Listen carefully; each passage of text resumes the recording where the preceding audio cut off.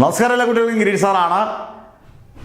55 important questions, അതിൻ്റെ ഉത്തരങ്ങളടങ്ങുന്ന 2 മണിക്കൂർ കൊണ്ട് മൊത്തം കണ്ടുപിടിക്കാവുന്ന ഫുൾ ആൻസേഴ്സ് കണ്ടുപിടിക്കാവുന്ന വീഡിയോസ്, അതുപോലെ തന്നെ പ്രോബ്ലംസിൻ്റെ വീഡിയോസ് എല്ലാം നിങ്ങളുടെ ഡിസ്ക്രിപ്ഷനകത്തും വാട്സപ്പ് ഗ്രൂപ്പിനകത്തുണ്ട്. പുത്തനായിട്ടുള്ള വാട്സപ്പ് ഗ്രൂപ്പ്, എല്ലാ വാട്സപ്പ് ഗ്രൂപ്പും ഫുള്ളാണ്. പുത്തനായിട്ടുള്ള വാട്സപ്പ് ഗ്രൂപ്പ് ഇന്ന് പുത്തനായിട്ട് തുടങ്ങുകയാണ്.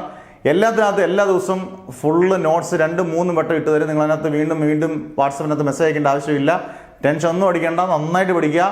ഈ തരുന്ന കാര്യങ്ങളെല്ലാം കൃത്യമായിട്ട് പഠിച്ചുകൊണ്ട് പോവുക, അത് മാത്രം ശരിക്കും ശ്രദ്ധിക്കുക കേട്ടോ. അന്നേരം പുത്തൻ വാട്സപ്പ് ഗ്രൂപ്പ് ഡിസ്ക്രിപ്ഷനകത്ത് കൊടുത്തേക്കും. നോട്ട്സ് വാട്സപ്പ് ഗ്രൂപ്പിനകത്താണ് സെൻഡ് ചെയ്യുന്നത്. ഇൻഡിവിജ്വലായിട്ട് സെൻഡ് ചെയ്യാനുള്ള സമയമില്ല. അതുപോലെ 10,000 മെസ്സേജാണ് വരുന്നത്. അതുകൊണ്ട് വാട്സപ്പ് ഗ്രൂപ്പിനകത്ത് സെൻഡ് ചെയ്തും പഴയതായാലും അത് വീണ്ടും റിപ്പീറ്റ് ചെയ്തുകൊണ്ടേയിരിക്കും. ഇനി നമുക്ക് കാര്യത്തിലോട്ട് അടക്കാം. ചാപ്റ്റർ 10 to 15, ചാപ്റ്റർ 10 to 14, 10 മുതൽ 14 ചാപ്റ്ററിലെ ഇത് മാത്രം പഠിച്ചാൽ മതി. ഏതൊക്കെ മാത്രം പഠിച്ചാൽ മതി, ഇത് മാത്രം നന്നായിട്ട് ശ്രദ്ധിച്ച് കേൾക്കുക. ഇത് മാത്രം നിങ്ങൾ പഠിച്ചുകൊണ്ട് പോയാൽ മതി. 10ാമത്തെ ചാപ്റ്റർ വേവ് ഒപ്റ്റിക്സ് ആണ്. വേവ് ഒപ്റ്റിക്സിനകത്ത് polarisation, light waves are transverse in nature എന്നൊക്കെ പ്രൂവ് ചെയ്തത് പോളറൈസേഷൻ ആണ്. അത് തന്നെ വളരെ ഇമ്പോർട്ടൻറ്റ് ടോപ്പിക്കാണ്. പിന്നെ പോളറോയിഡ്സ്, അതിൻ്റെ യൂസസ്, പിന്നെ പ്ലെയിൻ പോളറൈസ് ലൈറ്റ് ഒന്ന് നോക്കിക്കൊണ്ട് പോവുക.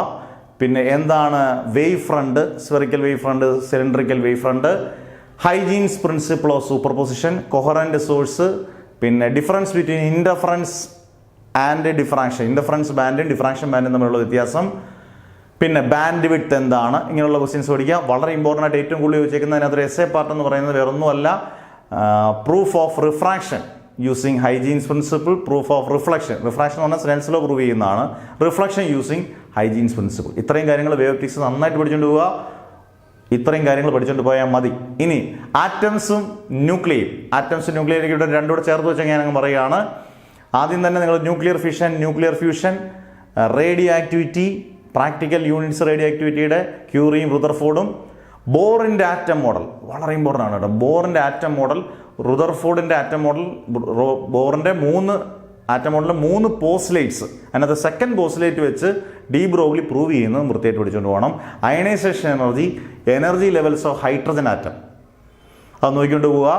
പിന്നെ mass defect binding energy, very important topic. Mass defect binding energy, അതിൻ്റെ ഇക്വേഷൻസ്, അതിൻ്റെ ഗ്രാഫ് ഉണ്ടെങ്കിൽ ഗ്രാഫ്, ഇക്വേഷൻ വെച്ച് നമുക്ക് പ്രോബ്ലം ചെയ്യാനുള്ളത് പ്രോബ്ലം അതിനകത്ത് വളരെ ഇമ്പോർട്ടൻ്റ്. അതിനകത്ത് എസ്സേ ഒന്നും ഈ പറഞ്ഞ ചാപ്റ്ററിനകത്തൊന്നും ഇല്ല. പിന്നെ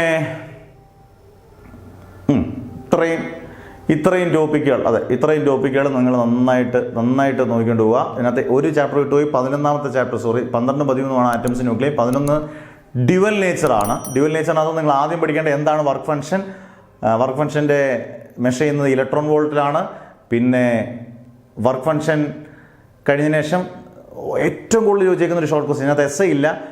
what are the 4 methods of electron emission, field emission, thermionic emission, അങ്ങനെയുള്ളതാണ്. സെക്കൻഡറി എമിഷൻ, ഇങ്ങനെയുള്ള കാര്യങ്ങളെല്ലാം എമിഷൻ നല്ല വൃത്തിയായിട്ട് പഠിച്ചുകൊണ്ട് പോകണം. 3 ഗ്രാഫുകൾ പഠിക്കണം. അതായത് ഇൻറ്റൻസിറ്റി ഓഫ് ലൈറ്റും ഫോട്ടോ ഇലക്ട്രിക് കറണ്ടും വെച്ചുള്ളത്, കട്ട് ഓഫ് പൊട്ടൻഷ്യലും സാച്ചുറേഷൻ കറണ്ടും ഒക്കെ വെച്ചുള്ള graph, threshold frequency, properties of photoelectric emission, properties of photons, laws of photoelectric emission, ഐൻസ്റ്റീൻ്റെ photoelectric emission, photoelectric equation, ഐൻസ്റ്റീൻ്റെ ഫോട്ടോ ഇലക്ട്രിക് ഇക്വേഷൻ നന്നായിട്ട് പഠിച്ചുകൊണ്ട് പോവുക. ഡി ബ്രോഗ്ലി വേവ് ലെങ്തിൻ്റെ എക്സ്പ്രഷൻ, കെമിസ്ട്രി പഠിക്കുന്നതിനാണ്, അത് ഫിസിക്സിലും പഠിക്കുന്നതിനകത്തൊന്നും എസ്സേ ഇതിനകത്തൊന്നും ഇല്ല. അന്നേരം എസ്സേ ഇല്ലാത്ത ചാപ്റ്ററുകളാണ്. പിന്നെ നമ്മൾ അടുത്തലോട്ട് കയറുന്നത് സെമി കണ്ടക്ടേഴ്സ് എന്ന് പറഞ്ഞ ചാപ്റ്ററാണ്. ആദ്യം തന്നെ നിങ്ങൾ energy bands in solids, conduction band, വാലൻസ് band, forbidden energy gap നല്ലപോലെ പഠിക്കുക. അത് വെച്ച് കണ്ടക്ടേഴ്സ്, സെമി കണ്ടക്ടേഴ്സ്, ഇൻസുലേറ്റേഴ്സും പഠിക്കുക. സെമി കണ്ടക്ടറും പ്രോപ്പർട്ടീസും നന്നായിട്ട് പഠിക്കുക. സെമി കണ്ടക്ടർ പ്രോപ്പർട്ടീസ്, അതിനകത്ത് 2ാമത്തെ പ്രോപ്പർട്ടി വളരെ ഇമ്പോർട്ടൻ്റ് ആണ്, negative temperature coefficient of resistance. പിന്നെ എന്താണ് ഡോപ്പിംഗ് എന്ന് പഠിക്കുക. N type, P type semi conductor, forward biasing, reverse biasing, അതിൻ്റെ ഗ്രാഫ്, അതിൻ്റെ പ്രോപ്പർട്ടീസ് പഠിക്കുക. പിന്നെ ഏറ്റവും ഇമ്പോർട്ടൻ്റ് അത് റെക്ടിഫയർ നന്നായിട്ട് പഠിക്കുക. എന്താണ് പ്രിൻസിപ്പിൾ എന്ന് പഠിക്കുക. ഹാഫ് വേ റെക്ടിഫയർ, അതിൻ്റെ സർക്യൂട്ട് ഡയഗ്രാം ഗ്രാഫ്, ഫുൾ വേ റെക്ടിഫയർ, അതിൻ്റെ സർക്യൂട്ട് ഡയഗ്രാം ഗ്രാഫ്. ഇത്രയും കാര്യങ്ങൾ നന്നായിട്ട് പഠിക്കുക. തന്നിരിക്കും നമ്മൾ പറഞ്ഞേക്കുന്ന അതേ ക്വസ്റ്റ്യൻസ് തന്നെ വരും, പക്ഷേ നിങ്ങളിത് നന്നായിട്ട് പഠിച്ചുകൊണ്ട് പോകണം.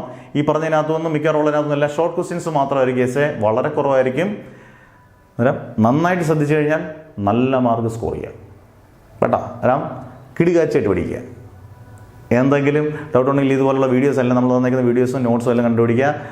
വാട്സപ്പ് ഗ്രൂപ്പ്, ഫ്രീ ആയിട്ടുള്ള വാട്സപ്പ് ഗ്രൂപ്പ് തുടങ്ങിയിട്ടുണ്ട്. ഫുള്ളാകുമ്പോൾ അടുത്ത വാട്സപ്പ് ഗ്രൂപ്പ് തുടങ്ങും.